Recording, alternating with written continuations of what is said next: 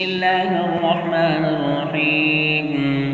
اللهم صل على سيدنا ومولانا محمد صاحب التاج والمعراج والبراق والعلم، دافع البلاء والوباء والقحط والمرض والألم. اسمه مكتوب مرفوع مشفوع منقوش في اللوح والقلم. سيد العرب والعجم، اسمه مقدس معطر مطهر منور في البيت والحرم.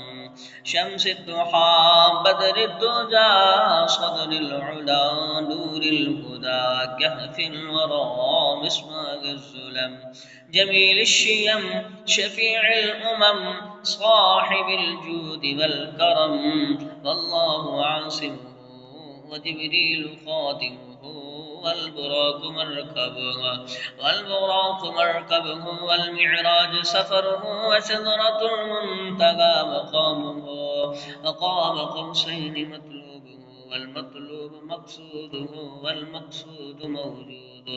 سيد المرسلين خاتم النبيين شفيع المذنبين أنيس الغريبين رحمة للعالمين راحة العاشقين مراد المشتاقين. شمس العارفين سراج السالكين مصباح المقربين محب الفقراء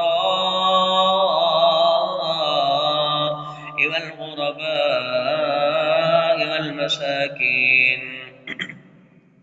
سيد الثقلين نبي الحرمين إمام القبلتين وسيلتنا في الدارين. صاحب قاب قوسين محبوب رب المشرقين ورب المغربين.